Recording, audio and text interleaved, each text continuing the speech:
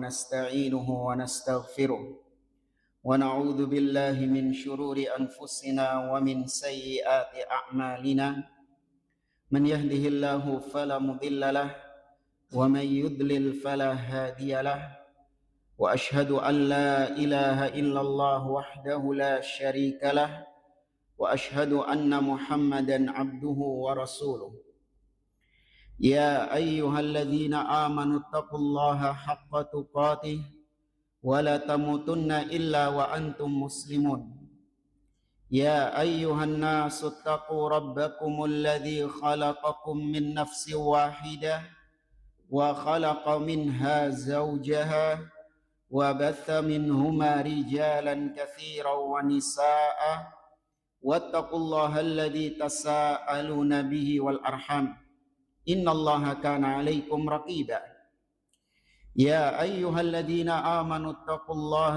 وقولوا قولا سديدا يصلح لكم أعمالكم ويغفر لكم ذنوبكم ومن يطع الله ورسوله فقد فاز فوزا عظيما أما بعد فإن أصدق الحديث كتاب الله وخير الهدي هدي محمد صلى الله عليه وسلم وشر الأمور محدثاتها وكل محدثة بدعة وكل بدعة ضلالة وكل ضلالة في النار. Ma'asyiral muslimin rahimani wa rahimakumullah. Alhamdulillah, segala puji bagi Allah Subhanahu wa taala yang mempertemukan kita kembali di majelis ini dalam kajian As-Sirah An-Nabawiyah.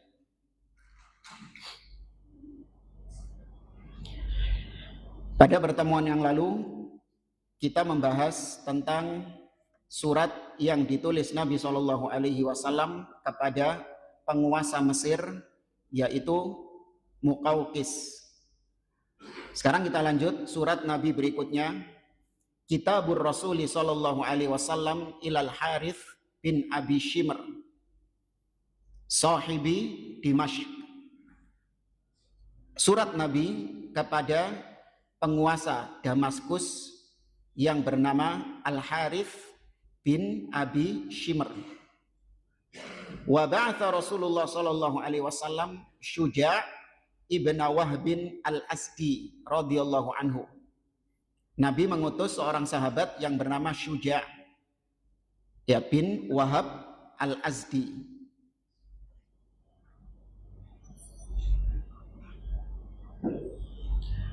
Ila Al-Harith bin Abi Shimr Al-Ghassani sahibi Dimashq yad'uhu ilal Islam wa kataba ma'ahu kitaban hadha nassuhu.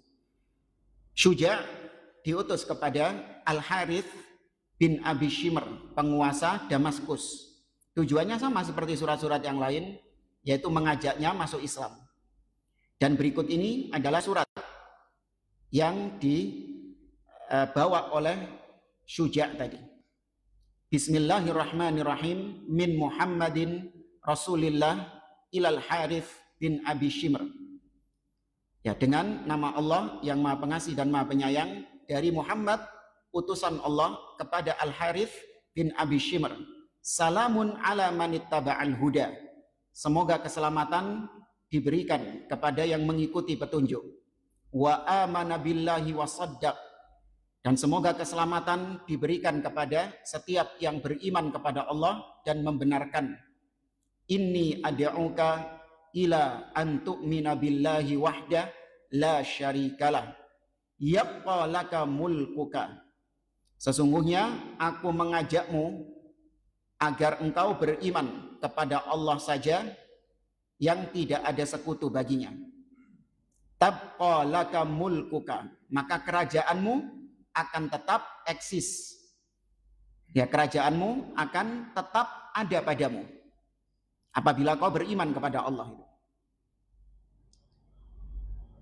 Falamma qara Al-Harith ibnu Abi Shimr kitab Rasulillah sallallahu alaihi wasallam rama bihi.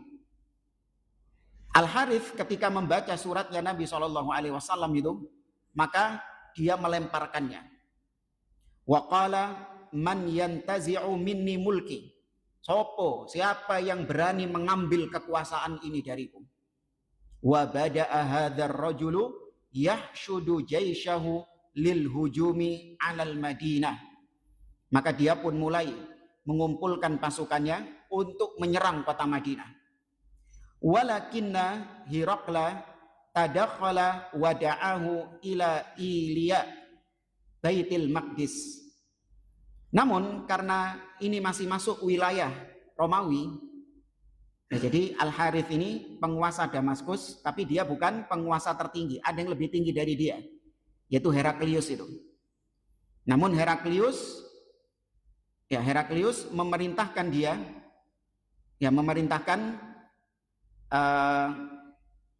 Al-Harith tadi, penguasa Damaskus, untuk pergi ke Ilya, yaitu Baitul Maqdis, Yerusalem.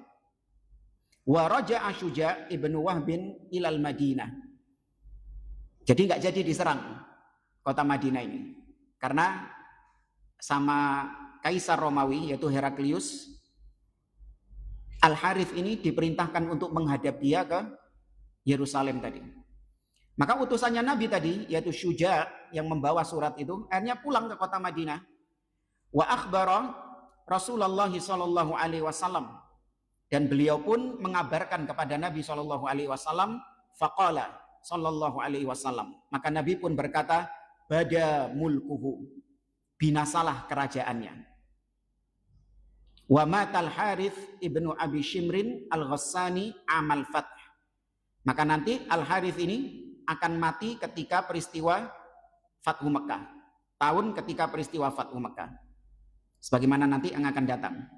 Wa kana hadzat tawattur ma'al Harith bin Abi Shimrin bidayata amri ma'rakati Mu'tah kama sayati. Nah, dari kisah ini nanti itu menjadi pemicu perang Mu'tah, sebagaimana nanti akan datang kisahnya. Nah, ini awalnya dari sini, yaitu suratnya Nabi yang dilempar sama Al-Harith, penguasa Damaskus. Kemudian dia ingin untuk menyerang Nabi, cuman belum kesampaian. Ya karena dicegah sama penguasa Romawi yaitu Heraklius, disuruh menghadap ke Baitul Maqdis. Tapi kita lanjutkan surat yang ke-6, Kitabur Rasuli sallallahu alaihi wasallam ila Haudza ibn Aliyin Malikil Yamamah. Surat Nabi kepada Haudza bin Ali, penguasa Al-Yamamah. Wa ba'atha Rasulu sallallahu alaihi wasallam Salita ibna Amrin al-Amiri radhiyallahu anhu. Dalam hal ini Nabi mengutus seorang sahabat yang bernama Salit, pakai to. Ya, Salit bin Amr al-Amiri radhiyallahu anhu. Nah, kalau anu sekarang Al-Amri. Ya. Nah, ini Al-Amiri. Ila Haudza bin Ali al-Hanafi sahibil Yamamah yad'uhu ilal Islam wa kataba ma'ahu kitaban hadza nassuhu. Sebagaimana biasa Nabi membekali utusannya tadi yaitu Salit dengan membawa surat kepada Haudza, penguasa Yamamah, untuk mengajaknya masuk Islam. Berikut ini adalah teks suratnya. Bismillahirrahmanirrahim. Min Muhammadin Rasulillahi ila Haudza bin Aliyin. Salamun ala manittaba'al huda. Sama seperti tadi, semoga keselamatan diberikan kepada yang mengikuti jalan petunjuk. Wa'lam, ketahuilah, anna dini sayadharu ila muntahal khuffi wal hafir. Ketahuilah bahwa agamaku ini, kata Nabi dalam surat itu, akan tersebar ya di ujung al-khuf, ya ujung kaki, ya sepanjang kaki melangkah. Wal hafir, ya al-hafir di sini disebutkan dalam footnote, al-hafir yakunu lil faras, ujung kakinya kuda, ya melangkahnya kuda. Kalau al-khuf melangkahnya manusia. Artinya ini kinayah bahwa agama Nabi SAW akan tersebar ke berbagai penjuru negeri. Fa'aslim taslam, maka masuk Islamlah kau akan selamat. Wa aj'alu laka ma tahta yadaika, Kalau kau masuk Islam, maka aku akan menjadikan apa yang ada di bawah kekuasaanmu itu milikmu sudah. Kemudian falamma qadima Salitun radhiyallahu anhu ala Haudah ibni Aliin bi kitabir Rasul sallallahu alaihi wasallam anzalahu wa hayyahu. Ketika Salit yang membawa surat tadi tiba menemui Haudah, penguasa Yamamah ini, maka Haudah ini kemudian menyambut kedatangan sahabat Nabi ini, utusannya Nabi ini. Ya, menyambut dengan ramah, wa qara'a alaihil kitab, dan membacakan surat itu kepadanya. Falam yarudda Haudah ibnu Ali kitab Rasul sallallahu alaihi wasallam. Tapi Haudah ini tidak merespon, tidak membalas suratnya Nabi sallallahu alaihi wasallam. Wa kataba ila Rasul sallallahu alaihi wasallam kitaban qala fihi. Ya, akan tetapi dia menulis balik. Artinya dia nggak ada respon mau beriman atau menolak. Kalau tadi kan dibanting suratnya. Tapi ini responnya ambigu. Iya. Maka dia pun menulis surat balasan kepada Nabi Shallallahu Alaihi Wasallam yang berbunyi, ma ahsana ma tad'u ilaihi wa ajmalah. Ya, alangkah bagusnya apa yang kau serukan kepadaku itu, dan alangkah indahnya apa yang kau serukan kepadaku itu. Wa ana syairu qaumi, tapi aku ini adalah seorang penyair bagi kaumku. Penyair juga bisa berarti ya orang yang istilahnya berbicara atas nama kaumku. Wa khatibuhum, dan aku adalah orator kaumku. Wal arabu tahabu makani, bangsa Arab itu segan dengan kedudukanku sekarang, sungkan sama kedudukanku sekarang. Faja'ali ba'dal amri atba'ka. Ya, kata dia, maka berikan kepadaku sebagian perintahmu, apa yang kau perintahkan kepadaku, maka aku berusaha untuk mengikutimu. Ya, maka ini respon dari Haudah tadi. Dia tidak menyatakan masuk Islam, tapi dia juga tidak menghinakan surat Nabi SAW. Thumma innahu ajaza Salitan bijaizatin. Nggak cukup sampai di situ. Salit yang utusannya Nabi membawa surat tadi diberi hadiah-hadiah. Ya, dibawai oleh-oleh. Wa kasahu athwaban min nasji hajarin. Ya, bahkan Salit ini diberikan pakaian ya berupa tenunan-tenunan. Faqadima Salitun radhiyallahu anhu bidzalika kullihi ala Rasul sallallahu alaihi wasallam. Maka Salit kembali ke Madinah berjumpa dengan Nabi sallallahu alaihi wasallam dengan membawa surat dari Haudah dan juga hadiah-hadiah tadi. Falamma quri'a kitabu Haudah ibni Aliin ala Rasulillah sallallahu alaihi wasallam, qala Rasulullah sallallahu alaihi wasallam, ketika dibacakan suratnya Haudah tadi kepada Nabi, maka Nabi sallallahu alaihi wasallam mengatakan, lau sa'alani sayabatan minal ardi ma fa'altu, ya ma fa'altu. Ya, kata Nabi sallallahu alaihi wasallam, seandainya Haudah meminta kepadaku sebidang tanah, aku tidak akan melakukannya, tidak akan memberikannya. Bada wa bada ma fi yadayhi. Ya, lenyap apa yang ada di tangannya. Ya, lenyap dan lenyap, binasa dan binasa apa yang ada di tangannya. Wa mata Haudah ibnu Ali al-Hanafi indama raja'a Rasulullah sallallahu alaihi wasallam min fathi Makkah. Ya, Haudah ini nanti mati ketika Nabi balik dari Fathu Makkah. Kata beliau, hadhihi hiyal kutubus sittah. Ya, inilah 6 surat yang ditulis. Allati ba'atha biha Rasulullah sallallahu alaihi wasallam rusulahu fi yaumin wahid. Semuanya diutus di satu hari yang sama. Dikirim di hari yang sama. Wa dzalika fil Muharram sanata sab'in minal hijrah, yaitu ketika bulan Muharram tahun ke-7 Hijriah. Waqad kataba Rasulullah sallallahu alaihi wasallam kutuban ukhra ba'atha biha ila muluki Oman wal Bahrain wal Yaman. Dan Nabi juga menulis surat-surat lain kepada raja-raja yang ada di sekitar Hijaz. Ya, ke raja-raja yang ada di Oman, ya Oman. ya, kemudian wal Bahrain, ya, Yaman, yang nanti kata beliau akan disebutkan insya Allah. Ya, kemudian beliau menyebutkan secara ringkas bahwa surat-surat tersebut esensinya adalah mengajak para raja-raja itu untuk masuk Islam. Dan ini dilakukan Nabi SAW dakwah secara masif ini setelah adanya Sulhul Hudaybiyah. Ya, ini diantara hikmah kenapa Nabi menandatangani Sulhul Hudaybiyah. Padahal dohirnya itu seakan-akan keterhinaan bagi kaum muslimin. Tapi di situ ada tujuan besar yang ingin dicapai oleh Nabi SAW, yaitu untuk supaya lebih leluasa dalam berdakwah. Nah, ini nggak dipandang oleh sebagian orang yang bukan sebagai pemimpin. Ya, maka kalau kita lihat, mungkin ada pemimpin-pemimpin yang menjalin kerjasama dengan negeri-negeri kafir.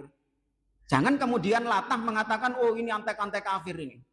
Kenapa? Karena negara ini punya perjanjian dengan orang-orang kafir, bekerja sama dengan orang-orang kafir dalam menjaga perdamaian. Oh ini berarti antek-antek orang kafir, penjilatnya orang-orang kafir. Tidak. Mereka melakukan itu karena ada kemaslahatan besar di balik itu. Di antaranya adalah untuk hakni dima'il muslimin. Untuk meredam tertumpahnya darah kaum muslimin. Ya, namun orang-orang dari kalangan Khawarij, Ikhwanul Muslimin, mereka memframing ya, raja-raja Arab, ya mereka punya kerjasama perjanjian dengan Amerika dan sekutunya. Oh berarti antek-antek Amerika. Ya, tidak membela siapa? Syiah Rafidah Iran kata mereka. Oh ini berarti ya antek-antek Yahudi, antek-antek Zionis, penjilat Yahudi, penjilat Nasrani. Padahal tidak. Ya tujuan raja-raja tersebut tidak lain tidak bukan adalah untuk supaya negerinya aman. Dan ini ada salafnya, diantaranya Nabi SAW sendiri.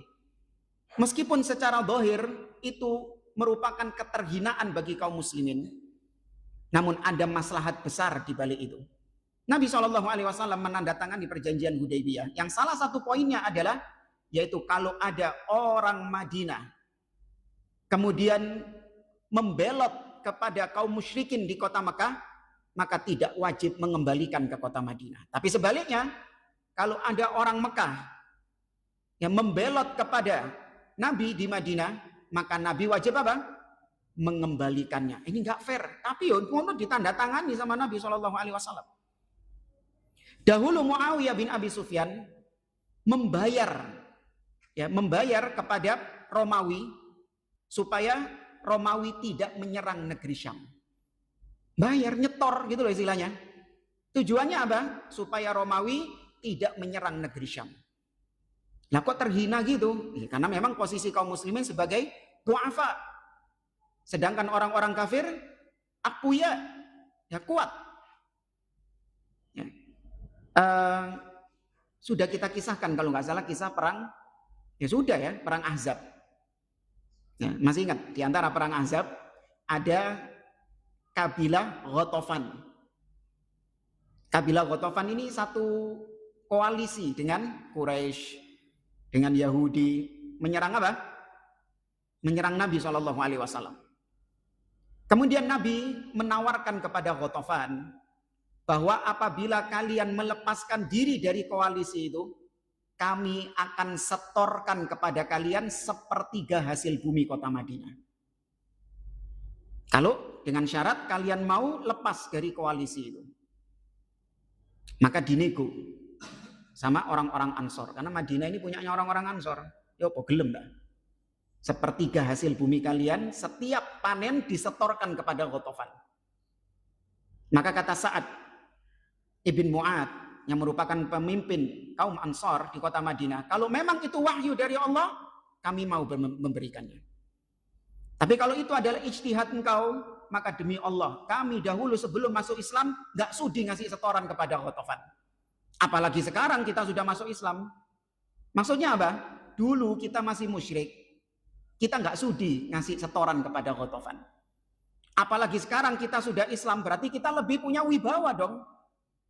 Ya enggak? Kita lebih punya wibawa. Kok kita menghinakan diri ngasih setoran kepada Ghatafan? Ya. Maka ini bukan merupakan keterhinaan, dilakukan oleh Nabi SAW sekali lagi untuk ada kemaslahatan di balik itu. Ya. Tapi ini pelajaran yang bisa kita ambil dari peristiwa yang dilakukan oleh Nabi SAW di perjanjian Hudaybiyah tadi. Tab selesai, kita masuk bab yang baru. Isabatur Rasuli SAW min sihri Yahud. Nabi terkena sihirnya Yahudi. Ada yang tahu siapa nama tukang sihirnya? Orang Yahudi yang menyihir Nabi SAW. Yang belajar akidah, terutama asma wa sifat, ada kaitannya dengan ini. Pasti disebutkan ini. Karena ada silsilah. Ya, ada seorang tokoh yang sesat dalam pembahasan asma wa sifat. Ternyata dia punya silsilah guru sampai kepada orang ini yang menyihir Nabi, Yahudi yang menyihir Nabi. Siapa? Bukan Labib. Bukan Labib, bukan pakai ba, pakai dal. Ya, Labid Ibnul Aqsam. Ya, Labid Ibnul Aqsam dari Bani Zuraid. Nah, Labid Ibnul Aqsam itu punya ponaan namanya Tolut. Nah, muridnya juga. Labid punya ponaan sekaligus muridnya namanya Tolut. Tolut punya murid namanya Aban bin Sam'an. Ya, Aban bin Sam'an. Aban bin Sam'an punya murid namanya Al-Ja'ad bin Dirham. Nah, Al-Ja'ad ibn Dirham punya murid sinten? Nah, siapa? Muridnya Al-Ja'ad ibn Dirham. Murajaah. Kalau antum belajar al-asma was sifat, kelompok-kelompok yang menyimpang dalam pembahasan asma was sifat, pasti antum melewati tokoh yang satu ini. Karena ini pokok kesesatan dalam pembahasan asma wa sifat. Bahkan dikafirkan oleh para ulama kelompok ini. Karena dia menolak semua nama-nama, menolak semua sifat-sifat. Kebalik antum. Jaham bin Sofwan, bukan Sofwan bin Jaham. Ya, Jaham ibn Sofwan. Jadi mata rantainya Jaham bin Sofwan yang kepadanya dinisbatkan kelompok apa? Jahmiyah. Jaham bin Sofwan punya guru namanya Ja'ad bin Dirham. Ja'ad bin Dirham ini yang dieksekusi ketika kapan? Disembelih sama gubernur ketika itu, yaitu Abdullah Khalid bin Abdullah Al-Qasri. Disembelih ketika kapan? Idul Adha. Ya, ketika hari raya Idul Adha. Disembelih di hadapan, mari id, sholat id jamaah, asyik ya. Ya, setelah sholat id, Khalid bin Abdullah, gubernur ketika itu berkhutbah, ayyuhan nas, dhuhu taqabbalallahu dhuhayakum.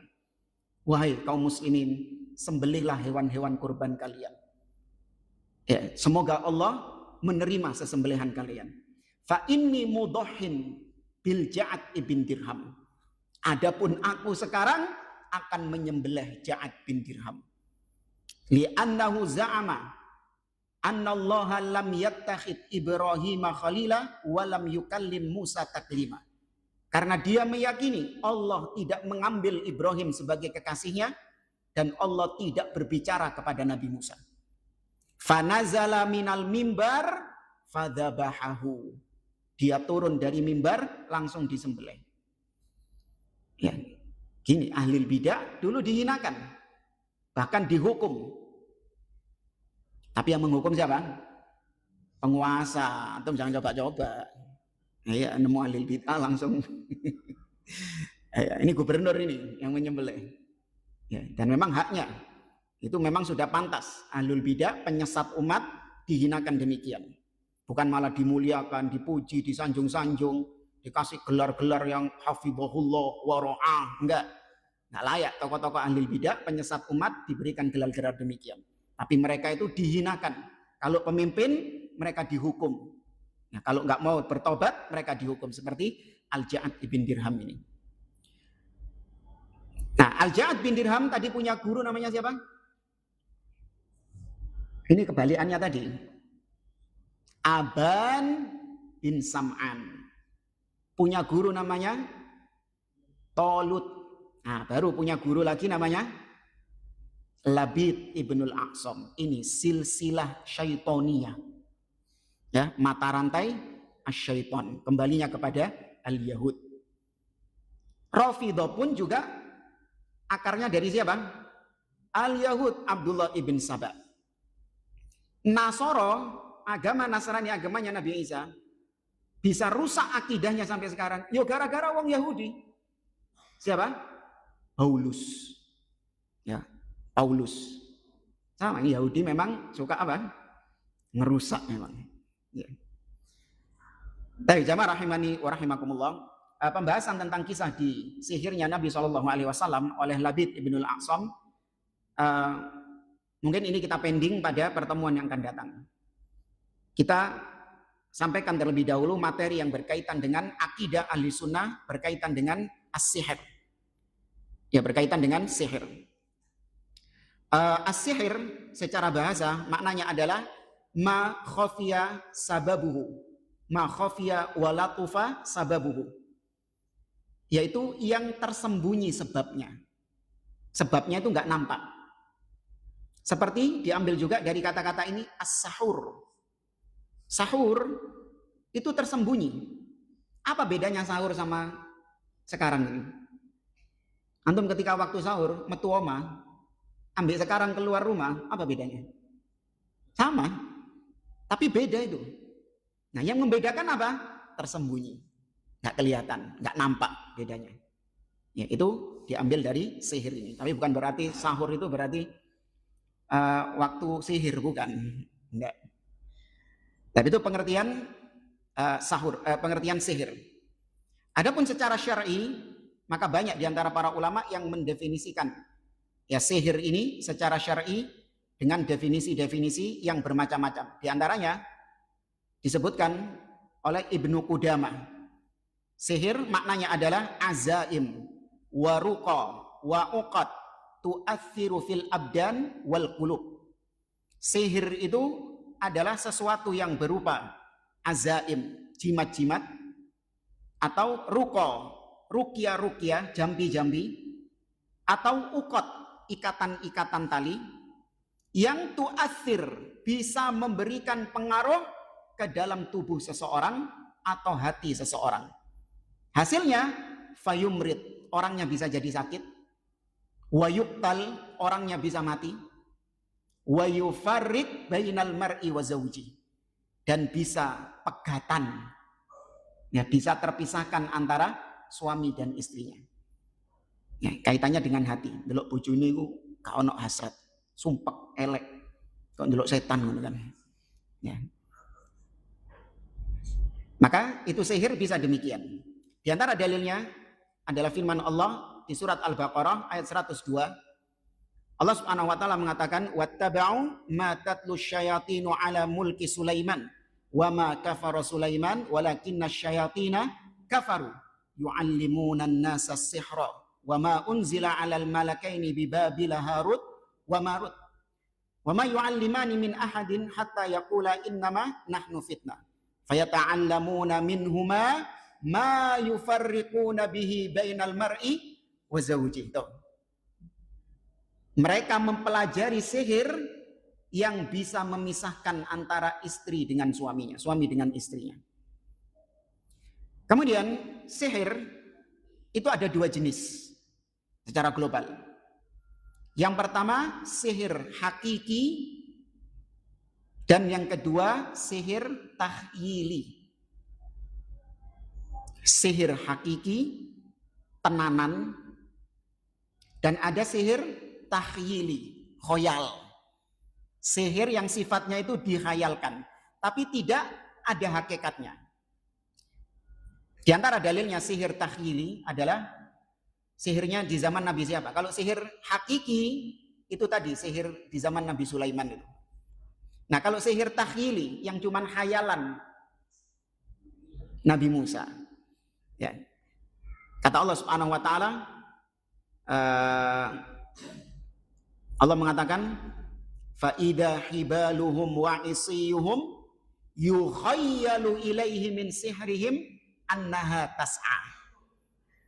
Maka penyihir-penyihirnya Fir'aun melemparkan tongkat-tongkat mereka dan tali-tali mereka. Tapi dihayalkan seakan-akan tongkat dan talinya ini apa? Hidup. Ya, seakan-akan hidup tongkat dan tali. Padahal tongkatnya tetap kayu, talinya tetap tali. Paham ya? Tongkatnya tetap kayu, talinya tetap tali. Artinya dihayalkan kepada penonton seakan-akan tongkatnya hidup dan kayunya hidup. Makanya begitu Nabi Musa melemparkan tongkatnya, fa idza hiya hayyatun tas'a, urip temenan. Maka penyihirnya Fir'aun tahu ini bukan khayalan, ini bukan trik ilusi optik, bukan. Temenan ini asli ini. Langsung apa? Langsung beriman mereka. Karena yang bisa merubah dari satu zat ke zat yang lain itu hanya Allah Subhanahu wa taala. Sehingga penyihirnya Fir'aun ini tahu, ini tadi Nabi Musa melemparkan tongkat dari zat kayu berubah menjadi ular, makhluk hidup. Berubah beneran, bukan tipuan mata, bukan. Yang bisa seperti itu Allah. Oh, ini berarti utusannya Allah. Ya, langsung beriman mereka. Amanna bi Rabbi Haruna wa Musa. Kami beriman kepada Rabbnya Musa dan Harun. Diancam sama Fir'aun. Innahu lakabirukumul ladzi 'allamakumus sir fala uqatti'anna aydiyakum wa arjulakum min khilaf. Apa kata mereka? La dhair. Itu tidak memudaratkan kamu. Diancam tak salib, tak potong tanganmu yang kanan, kakimu yang kiri. Kaki kirimu, tangan kananmu tak potong silang. Diancam gitu. Kata mereka, la dhair. Itu tidak memudaratkan kita. Tapi ala kulihal, maka sihir takhili hanya sebatas ilusi optik. Ya, kalau diibaratkan di zaman sekarang ada istilah khifatul yad atau sur'atul yad. Ya, khifatul yad artinya tangan yang tersembunyi atau sur'atul yad, kecepatan tangan. Seperti yang dilakukan oleh siapa? Sihir takhili ini. Pesulap-pesulap. Ya, pesulap-pesulap itu kan ada triknya kan? Ya, ada triknya. Misalnya yang umum-umum saja. Ini kain, nah, dimasukkan ke sini. Nah, terus setelah itu hilang kainnya. Nah, eling zaman biyen ana dolenan plastik warnanya seperti jempol. Pernah punya antum? Ya kan? Nah, itu dimasukkan sini. Set. Nah, setelah itu diginikan, hilang. Hilang. Padahal di sini ada jempol, ini ada ininya. Nah, itu digambarkan, dikhayalkan seakan-akan benar-benar bisa menghilangkan benda atau bisa merubah benda. Ini topi dimasukkan kain putih kemudian jadi kelinci atau jadi merpati gitu kan. Ini tipuan mata semua, nggak ada hakikatnya. Nah, tapi ada sihir yang itu benar-benar hakiki. Seperti tadi, seorang ketika disihir ada pengaruh di mana orang itu sakit, orang itu bisa lumpuh, usahanya jadi bangkrut, ya kemudian mati, bahkan bisa sampai mati, atau tadi terpisah antara laki-laki dengan istrinya, ada pengaruh. Ya, kalau bahasa kita sekarang apa? Santet, pelet. Pelet bukan makanan itu loh tapi ya. Makanan apa? Makanan ikan bukan. Ya, atau apa lagi? Ya segitu-gitulah zaman sekarang itu. Ya. Maka itu ada hakikatnya. Dan maka sihir ada dua jenis ini. Dan kemudian kata beliau, ini kita nukilkan dari ucapan Syekh Abdul Aziz Ar-Rayis, bahwasanya sihir, tukang-tukang sihir, betapapun hebatnya mereka, la yastati'u qalbal a'yan. Mereka nggak akan mungkin bisa merubah dari satu benda ke benda yang lain. Mereka bisa mempengaruhi, bisa bikin sakit orang, bisa bikin orangnya mati, membunuh orang dengan sihirnya itu. Bisa mencerai-beraikan rumah tangga orang, betul bisa. Tapi merubah satu benda ke benda yang lain, nggak mungkin bisa. Itu kekhususan Allah Subhanahu wa taala. Kata Al-Hafidz Ibnu Hajar, "Law istata'a as-saharatu dzalika lakanu aghnan nas. Wal waqi' anna as-sahara afqarun nas." Seandainya penyihir-penyihir itu bisa merubah dari satu benda ke benda yang lain, dari satu zat ke zat yang lain, maka tentu kita dapati orang yang paling kaya siapa? Tukang sihir. Karena mereka akan merubah semua benda menjadi emas. Iya. Ternyata mereka hakikatnya orang yang paling fakir, kata beliau. Orang paling fakir, penyihir. Walam yubarikillahu fihim. Allah tidak memberkahi harta mereka.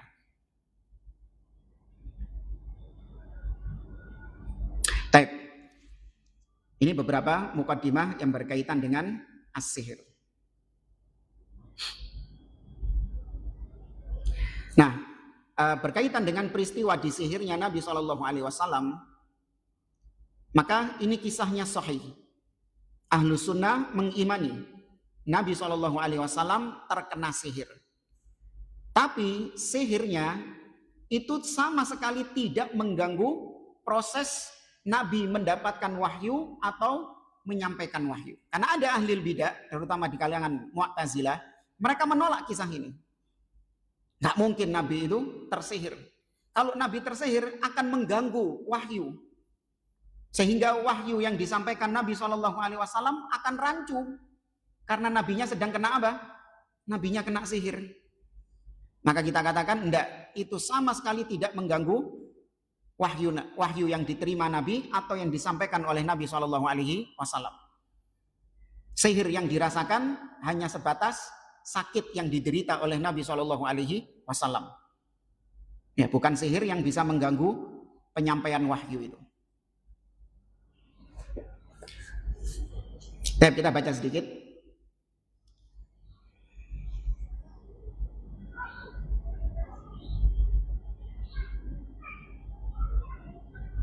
Kata beliau, di sini ada footnote, berkata Al-Qadhi Iyad, "As-sihru maradun minal amrad wa aridun minal ilal yajuzu alaihim ay alal anbiya." Sihir yang dilakukan oleh orang Yahudi ini itu adalah sihir yang berupa sakit, penyakit, sehingga Nabi SAW merasakan sakit. Maka sihir seperti ini itu sangat mungkin terjadi dialami oleh para nabi. Artinya, kalau secara umum, seorang nabi itu apakah mustahil mengalami sakit? Tidak. Nabi-nabi yang lain juga banyak merasakan sakit. Ya, maka demikian juga ketika nabi kena sihir, sakit nabi itu. Maka ini bisa saja, mungkin saja terjadi pada para nabi dan rasul. Ka'anwa'il amrad mimma la yungkiru wa la yakdahu fi nubuwatihi. Sebagaimana sakit-sakit pada umumnya, yang itu tidak menjadikan seseorang mengingkari kenabian Nabi, mengingkari kerasulan beliau, sebagaimana penyakit-penyakit yang lain. Wasatubayyin lana wasayatabayyan lana min madmunir riwayat allati sanuriduha fima asabahu sallallahu alaihi wasallam minas sihir. Dan kita nanti ketika kita bawakan riwayat-riwayat akan nampak bahwa apa yang dialami oleh Nabi sallallahu alaihi wasallam dari sihir itu mungkin terjadi pada beliau. Sehingga tidak ada alasan bagi orang-orang yang menolak Nabi itu tersihir hanya dengan akalnya saja, hanya dengan hawa nafsunya saja. Masuk ya? Tapi kita lanjutkan setelah adzan, wallahu a'lam.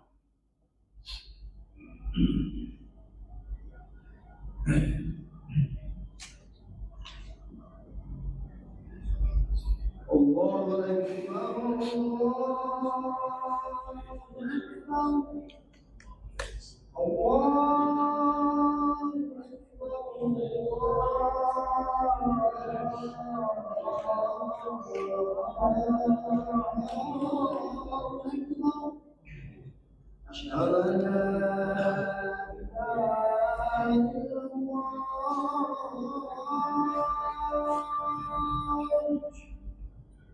أشهد أن لا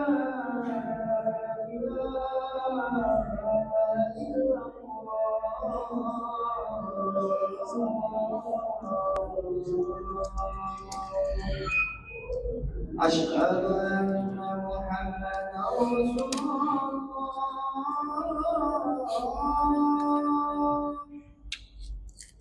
أشهد أن محمدا رسول الله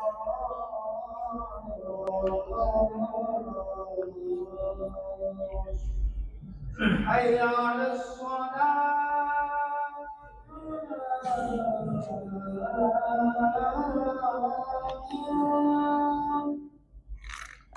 حي على الصلاة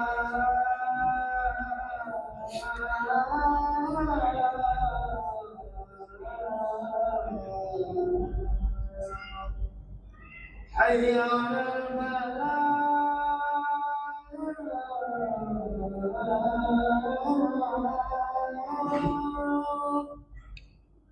حي على الفلاح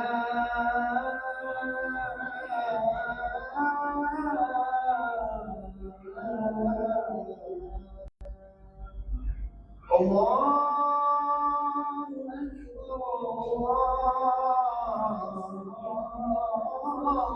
أكبر لا إله إلا الله.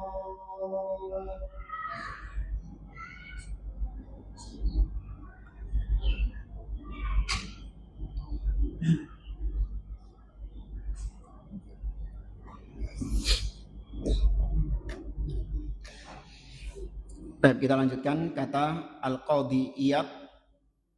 Sihir yang dialami oleh Nabi alaihi salatu wassalam adalah sihir yang sifatnya sama seperti al-amrad, yaitu sakit-sakit, penyakit-penyakit.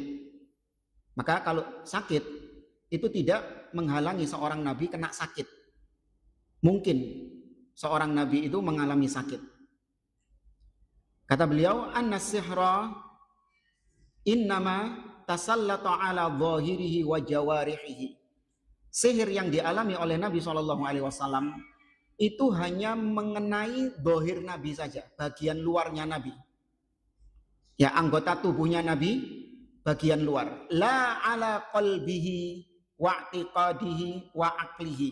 Sihirnya itu bukan berkaitan dengan hatinya Nabi, atau berkaitan dengan keyakinannya Nabi, atau berkaitan dengan akalnya Nabi, sehingga Nabi kena sihir jadi orang linglung, ya kan, jadi orang bahlul misalnya, akalnya jadi hilang, jadi ODGJ. Enggak ya, jadi yang kena bukan mental, bukan mental head, bukan kejiwaannya Nabi, tapi apanya? Fisik ya, yang sakit adalah fisiknya yang kena serangan sihir ini. Wa annahu innama athara fi basarihi wa habsihi an nisaihi wa ta'amihi. Yang dialami Nabi dari sihirnya labid ini adalah yaitu mengenai penglihatan Nabi. Ya, Nabi melihatnya jadi kurang jelas. Kemudian juga hasrat Nabi kepada istri-istrinya.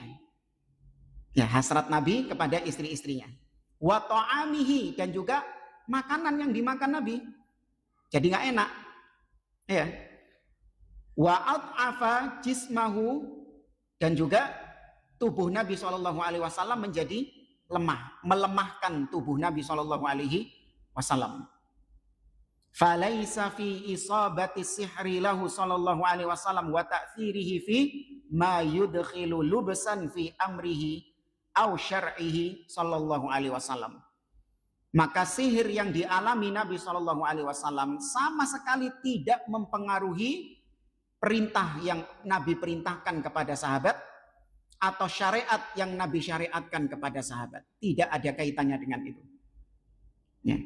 Sehingga gak usah khawatir. Jangan terus nanti antum ngelihat syariat Islam, wah ini ojo-ojo Nabi ngongkonnya pas Nabi kena sihir. Enggak. Ya, atau ayat misalnya antum baca ayat Al-Quran, wah ini jangan-jangan Nabi sampaikan posisi ketika Nabi kena sihir ini. Kok ayatnya rodok ngerambiang ini? Enggak. Tidak mempengaruhi risalah, sama sekali tidak mempengaruhi risalah. Kita baca sedikit. Lamma raja'a Rasulullah sallallahu alaihi wasallam minal Hudaybiyah fi Dzulhijjah wa dakhala syahrul Muharram, ja'at ru'asa'u minal yahud minal ladzina baqu fil Madinah mimman yubhirul Islam wa huwa munafiq ila Labid ibn al-A'sam min Bani Zuraik wa kana munafiqan. Tatkala Nabi SAW kembali dari Hudaybiyah, ya ketika bulan Dzulhijjah itu, Nabi tiba di kota Madinah pada bulan Muharram. Maka tatkala itu datanglah ru'asa, para pemimpin-pemimpin Yahudi yang mereka masih menetap tinggal di Madinah dalam keadaan mereka munafik. Jadi kan Yahudi ini sudah diusir. Nah, ada Yahudi-Yahudi yang masih tinggal di Madinah ini, mereka menampakkan keislaman, munafik. Mereka datang, para petinggi-petinggi Yahudi ini, menemui seorang yang bernama Labid ibnul Aqsam. Ada khilaf di antara para ulama. Labid ini apa memang dia ini aslinya Yahudi? Atau dia ini orang munafik yang bekerja sama dengan orang Yahudi di kisah ini. Sehingga dia dikelompokkan juga ke dalam barisannya orang Yahudi. Ini ada khilaf di antara para ulama. Karena kalau kita lihat di footnote di sini, sebagian mengatakan enggak. Labid ibn al-Aqsam ini adalah orang Ansor, maksudnya orang asli Madinah, penduduk Madinah. Hanya saja dia ini kemudian dimintai oleh orang-orang Yahudi untuk menyihir Nabi, dan dia mau menyihir Nabi, maka dia diikutkan, digolongkan juga ke dalam golongannya orang-orang Yahudi. Ya, dia asalnya dari Bani Zuraid. Wa kana munafiqan, sama dia juga tinggal di kota Madinah dalam keadaan munafik. Wa kana sahiran, dan dia ini adalah seorang tukang sihir.